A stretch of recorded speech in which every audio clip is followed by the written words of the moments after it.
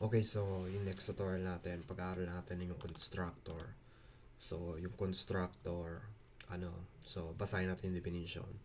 So, a constructor is a special method that used to initialize object. So, the advantage of constructor is that's called when an object of a class is created, it can be used to initialize value of its fields. So, ano yung ibig sabihin yun? Kapag nag-create tayo ng natin, instance, di ba ito yung instance natin? Itong new.car, ito yung constructor. So,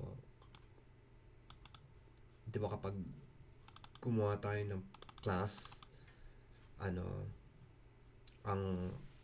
ito ang madaling explanation. So, kahit hindi tayo gumawa ng constructor, may default na constructor na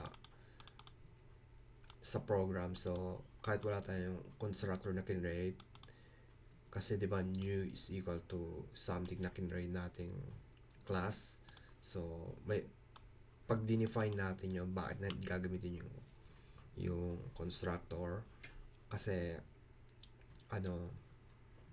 pag na-create na yung object, ito yung unang tatawagin. So, for example, ang pinakamadaling explanation dito, pag gagawa ka ng connection, yung connection na yun, yung nakaraang video natin, so may database tayo. So, kapag nag-create tayo ng class tungkol ng class sa database, yung constructor, pwede natin siyang gawing sa design pattern. So, may design pattern na isang beses lang maagawa tayo ng instance. So, isang beses lang natin gagawin.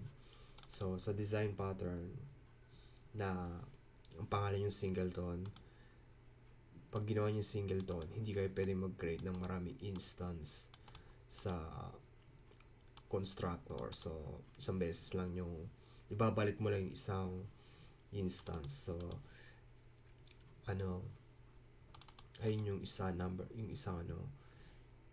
So, ito yung constructor. So, yung constructor, pangalan ng class. So, pag dineclare nyo public class car, so, public car, ito yung,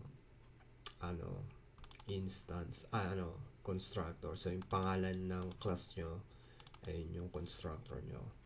So, for example, na-create tayo dito. So, console write line to the model.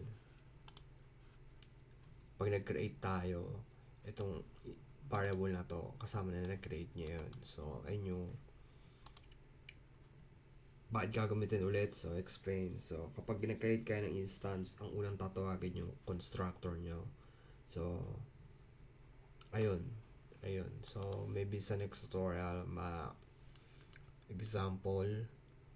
So, doon na tayo sa constructor na parameter. So, doon na tayo sa next